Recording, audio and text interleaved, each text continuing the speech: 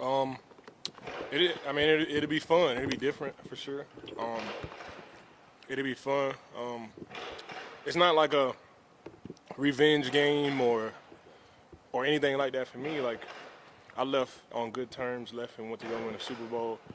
Um, I had a great relationship with everybody in that facility. Didn't have any bad blood with anybody in there. So for me, it was like I didn't want to leave. I cried real tears when I left. So it's to see them again and to see that organization winning and starting to do better is, a treat for me. It's not like it would never be the other way around for me. Um, 11, it was 10 and a half years there, 11 years there.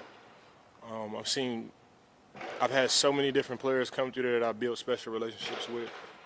Um, Went to two Super Bowls there. Got to play with Peyton Manning, Champ Bailey, DeMarcus Ware, Tim Tebow.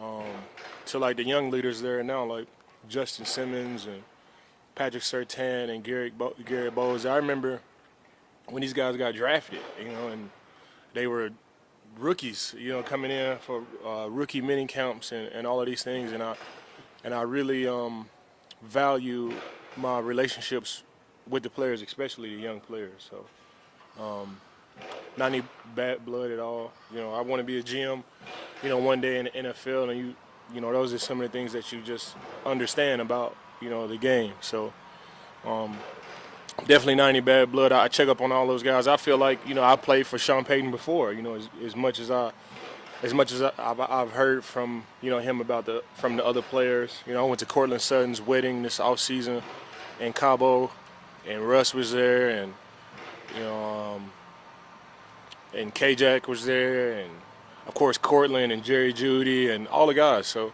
I'm still keep in touch with Tim Patrick and all the guys. So it'll never be bad blood on my end. It's just I know it's cliche, but it's really just another game, for me. I haven't played there in 2 years. I didn't get to play for the owner that's there now, and the head coach that's there now. So a lot has changed since I've been there. But one thing that would never change is my love for Broncos country.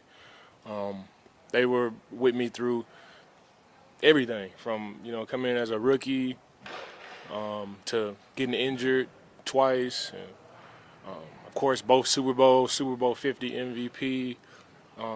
They've always been the same, never changed. The fans there, I'll be on Twitch now, and I still get like random messages from the fans from Broncos country. So that'll always be love 100%. And this is just another game for me. Definitely want to play better this game. I felt better last game, but obviously it's still some things that I'm trying to work through. But I felt great last game. That was the first game where I really wasn't thinking about like my knee or this or that. It was just football. So definitely want to build on that and get going. It's time. No need to sound the alarm, but it's getting close. So I'm excited, and it's the next game. It truly is the next game, and it just happens to be the Denver Broncos. Hey, Brian, they have not issued number 50 since you looking down there, how much would it mean to you to go and see those other guys on the stadium? Man, that's my guy Flip. Shout out to equipment manager over there, Flip. Man, still taking care of me over there. I know it's Flip. He did the same thing for Champ Bailey and all of those guys. So shout out Flip and Harry and Kenny Powers and all of those guys. It'll always be love. But I know the restriction of the number is coming from one man, and that's Flip. So shout out to Flip. Yvonne, you mentioned your relationship with younger players. You've talked really highly about Greg Rousseau since you've come here. He's like yourself trying to play through something right now with the foot injury. How have you seen him, react to that and deal with the challenge of trying to play through something? It's same grid. You wouldn't be able to know talking to him. You wouldn't be able to know the way he walks around a facility and he goes throughout his processes every single day. And that's just the type of guy that he is. That's the type of guys that we all are. Not making excuses for anything. The end product is the end product, and it's all about getting to Sundays and playing your best ball. In this case, it'd be Monday. So Greg is a special person. He's smart. Obviously, he's gifted. Mentally and physically, and at this point in the season, everybody's dealing with something. You know, if you look at everybody on our roster, everybody's dealing with a little bit of something. You know, you still got to go out there and play, and that's all 32 teams. I'm sure everybody on all 32 teams is it's a star player dealing with something. So you just gotta keep going and push through it. That's what makes our game great. That's what makes our game beautiful, and you know that's why the fans watch. It creates some type of uncertainty, and you just go out there and you just play your best to to put all that uncertainty to sleep. Sure if you was talking about players only meeting this week. From your experience, what what's the benefit of those in season when maybe you're struggling a little bit and getting a chance of just being there with them? It's just a sense of ownership. This is our team. You know, I've never, especially in the NFL, I've never looked at it as coach's team or the owner's team, even though financially it is, but I've always looked at it as our team, ownership. And whatever plays we get, whatever system that we're running, I've always looked at it. There is no magic call. We have to bring all of this stuff to life.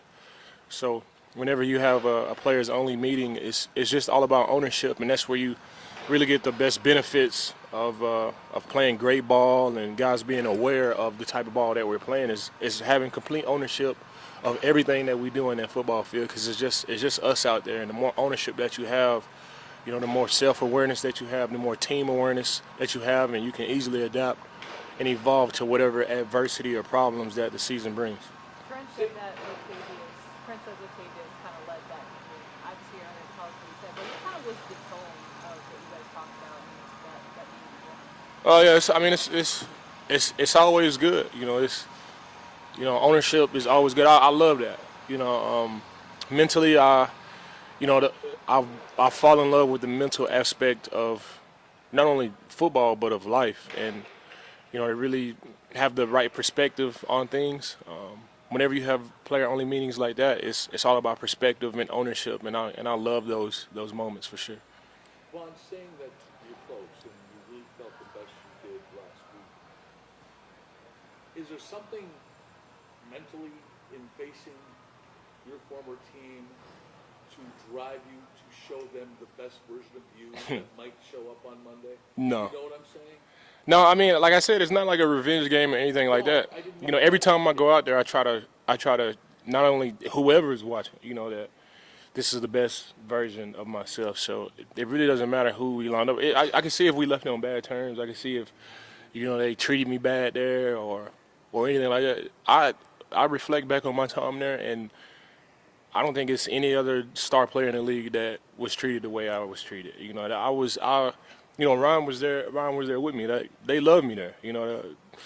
My coaches, my players, the players there, the front office ladies, the fans there. Everybody loved me there. So I don't have that type of motivation or influence to go out there and play well and show these guys this or that. I just want to go out there and play well for me. And I haven't had a sack or even a tackle this whole season. So it's really all about me and showing myself. And the Denver Broncos just happen to be the team on the schedule. I didn't mean it that way, and pardon me for rephrasing that. I meant it as a sign of respect to your former teammates in seeing and showing you, in you playing at your best as a sign of respect to your former teammates. And would it be maybe a coincidence, or what would it mean to you to be at your best in showing your former teammates what? Man, it would be amazing to go out there and be Von Miller of Super Bowl 50. That would be amazing. And not only for this game, but for the game after that, and for the rest of the season, and into the playoffs, and into the Super Bowl. That has been my mission, and that has been my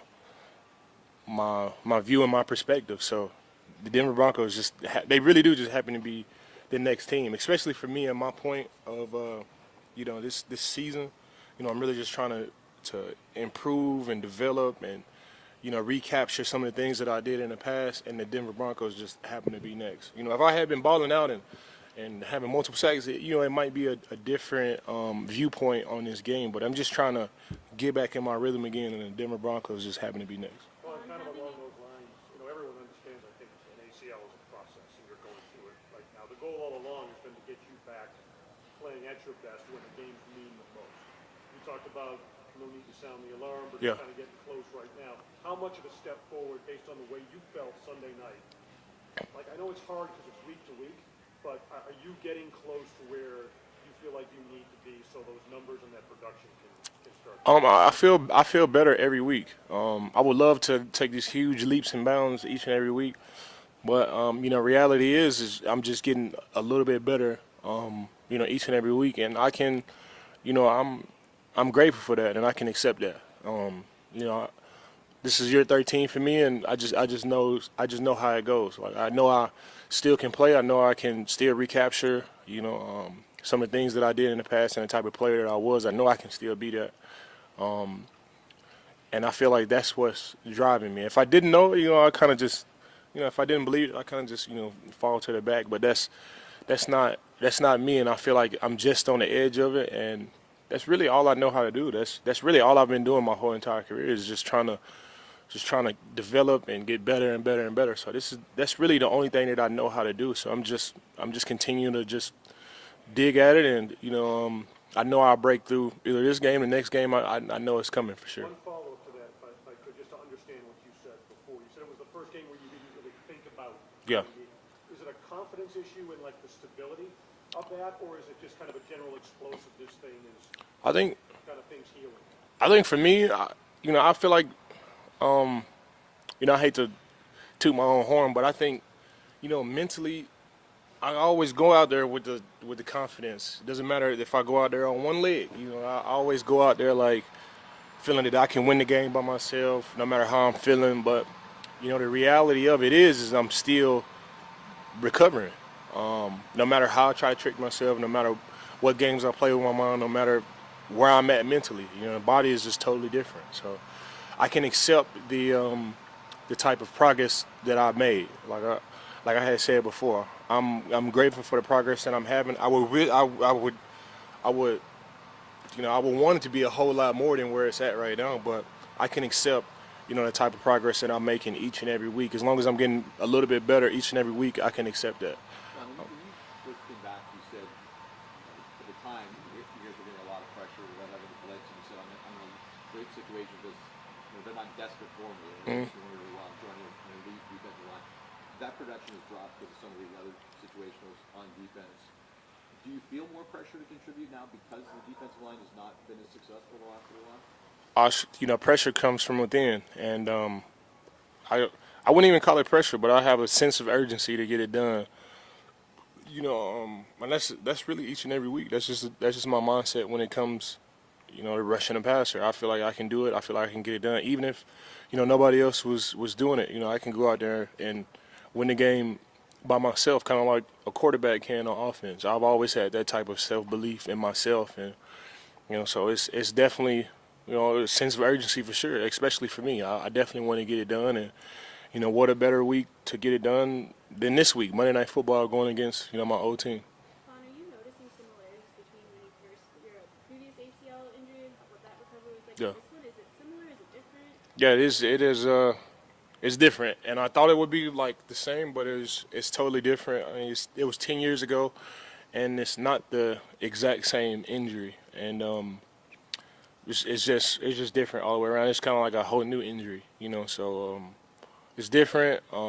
It wasn't the same injury as it was before, but for me, I still had the same mindset. Whether it's been my knee, my thumb, my peroneal tendon, whatever injuries that I've dealt with in the past, I always had the same mindset, and that's what's continually helped me, get through these cycles of being good, getting injured, coming back, being good, getting injured, and coming back. And I'm just on that same process this time. It's just taking a little bit more longer, but like I had said before, I have progress. I'm getting better, and I can accept that. I would want it to be a whole lot more, but you know, slow progress is better than no progress, and I feel good where I'm at. Vaughn, Vaughn, I see on the side of your hat it says it takes what it takes. For you and this team to play to the caliber that you all talk about, what do you think it takes for this team to do that? Man, whatever it takes, each and every game, each and every play presents, a different level of adversity. just because you had success before, doesn't mean you're gonna have success now, and you're kind of stuck in this cycle of, playing good, preparing, whatever presents itself. So it takes what it takes for me means that no matter what's presented, no matter what are the circumstances, you find a way to get it done, no matter what it is. And that's the type of mindset that I've had for a while now. Thanks, I got this from Trevor Mawad, and rest in peace, Trev. And this was just this was just a quote he used to always tell me: "It takes what it takes." And I apply that in my football career and in life. So whatever is presented to me, I'm gonna do whatever it takes to be successful and sustain success. Thanks, guys. Appreciate y'all.